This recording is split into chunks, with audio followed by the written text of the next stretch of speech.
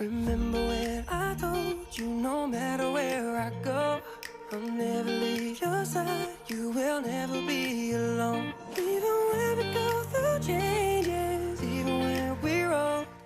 Terima kasih banyak atas waktunya. Langsung saja ke pertanyaan dari saya yang pertama. Itu mungkin Mas Rifki bisa memperkenalkan diri dan menyebutkan nama brandnya, nama usaha yang sedang dijalani sekarang itu apa. Terima kasih. Ya, baik Mbak. Nama saya Muhammad Rifki Priyatna. Sekarang di usaha ini saya dimandati oleh founder sebelumnya. Jadi saya sekarang sebagai istilahnya CEO-nya doang lah yang mengelola di usaha ini. Nama usaha kami yakni Besongo Merch untuk brandnya. Jenis usahanya yang kami produksi itu yang paling kami fokuskan ya di usaha sablonnya, sablon kaos, sablon tote bag, masker dan lain-lain. Seperti itu. Baik, terima kasih atas jawabannya. Untuk selanjutnya, latar belakang memilih usaha ini itu kenapa? Mungkin dari Mas Rifki sendiri ataupun dari yang founder sebelumnya, itu kenapa memilih usaha ini? Di awalnya Besongo Merch ini berdiri pada tanggal 11 November tahun 2019 yang dipelopori oleh Muhammad Lutfi sebagai foundernya, dan beliau yang memprakarsai usaha ini. Usaha ini bermula karena waktu pas dulu ketika pondok ingin menciptakan sebuah karya produk desain yang bisa dijadikan sablon kaos, itu harus keluar pondok untuk mencetaknya. Jadi tidak diproduksi di sini terlebih dahulu. Terus kemudian karena sulitnya proses itu karena harus keluar dan lain sebagainya, maka beliau memprakarsai untuk membuat sendiri hasil produksi kaos sablon manual di pondok ini. Itu baru mulai diadakannya ya sablon kaos manual ini. Dan sebelumnya juga karena memang di sini ada salah satu kegiatan pondok yang merupakan wajib di weekend, itu keterampilan. Dan salah satunya ya sablon ini, keterampilan sablon. Nah, jadi tujuannya adanya Besongo Merch ini ya untuk memaksimalkan para santri dalam mengembangkan keterampilan dan memanfaatkan SDM yang ada ketika keterampilan di weekend tersebut. Jadi merangkul para santri yang memang punya bakat dan minat di kegiatan keterampilan sablon ini. Jadi Besongo Merch ini juga sebagai wadah bagi produk-produk keterampilan para santri. Baik, atas jawabannya. Berarti untuk Besongo Merch lebih kepada untuk internal pondok tersebut sendiri ya. Namun untuk sasaran pasar dan metode promosi dari Besongo Merch sendiri itu bagaimana? Ya, memang untuk saat ini konsumen dari Besongo Merch itu ya kalangan santri-santri Darul Falah Besongo sendiri. Cuman pada dasarnya kami memasarkan untuk umum. Jadi kita juga mempromosikan hasil-hasil produksi ini di Instagram, di WhatsApp, di link resmi pondok pesantren dan lain sebagainya. Jadi penjualan kita juga terbuka untuk umum. Cuman karena memang yang minat banyak dari kalangan santri sendiri, jadi ya konsumennya kebanyakan ya dari pondok pesantren Darul Falah itu sendiri. Terus juga karena kita bersifat pre-order, jadi siapa yang memesan ya kita buatkan produksinya.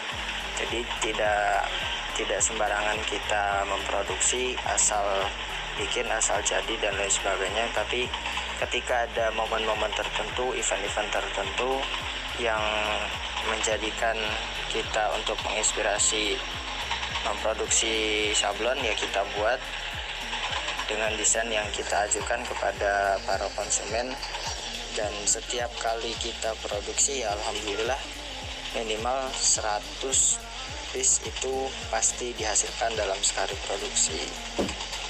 Jadi pemasaran kita ya melalui Instagram, Facebook, WhatsApp, web, dan lain sebagainya. Dan target konsumennya pada dasarnya ya semua kalangan di umum kita bisa kita kasih ke mereka. Cuman karena memang peminatnya lebih banyak di kalangan santri, ya konsumennya jadinya lebih banyak ke santri Pondok Pesantren Darul Falah Songo itu sendiri. Oh ya, baik, terima kasih atas jawabannya. Lalu selanjutnya, apa sih hambatan dan kesulitannya selama menjalankan usaha ini sampai sekarang? Ya, untuk hambatan atau kesulitannya sendiri mungkin yang kami rasakan saat ini itu karena orang-orang di tim kami juga bukan hanya disibukkan fokus terhadap usaha ini saja, tapi mereka juga ya sebagaimana layaknya mahasiswa dan santri pada umumnya, ya mereka juga punya kesibukan masing-masing. Nah itu yang kadang untuk satu kali eksekusi produksi ya kita juga kadang tidak semuanya bisa langsung terjun ikut memproduksi. Ya jadinya kadang untuk produksi bisa berhari-hari atau terlambat produksi karena memang SDM kita, tenaga kerja kita juga kadang ya tidak semuanya bisa ikut eksekusi karena itu tadi mereka juga santri pada umumnya punya kesibukan masing-masing dan juga punya tugas sebagai mahasiswa dan lain sebagainya. Jadi ya kita terhambat di situ, tidak terlalu fokus memang untuk ke usaha ini. Terima kasih banyak atas jawabannya.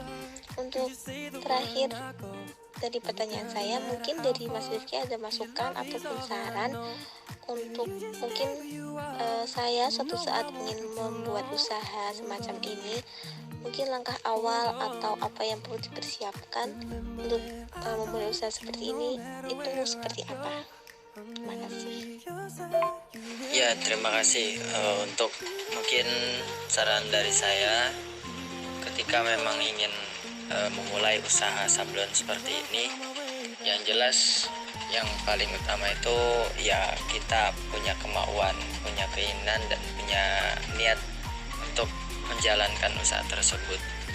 Kemudian langkah awalnya yang penting setelah kita punya dasar, artinya kita juga harus mempelajari teknik dan lain sebagainya. Yang penting kita mau mencoba, karena di sablon ini meskipun teori-teorinya ini harus seperti ini, harus seperti itu dan lain sebagainya, tapi kalau tidak dicoba langsung praktek yaitu nggak bakal bisa malah, karena ya memang sebetulnya banyak juga teori-teorinya, tapi yang jelas teori itu nggak bakal bisa berhasil tanpa dipraktekkan gitu. Jadi ketika memang mau memulai usaha ini ya mulai aja dulu, dicoba membeli alat-alat seala kadarnya yang menjual paket-paket lengkap untuk memulai sablon juga banyak di shop dan lain sebagainya. Jadi ketika sudah punya tekad, kemudian mencoba untuk membeli alat-alat dan bahan-bahan sederhananya yang untuk pemula dan sebagainya itu banyak, ya coba mulai aja dulu untuk mempraktekkan apa yang telah diketahui tentang sablon. Ya, seperti itu.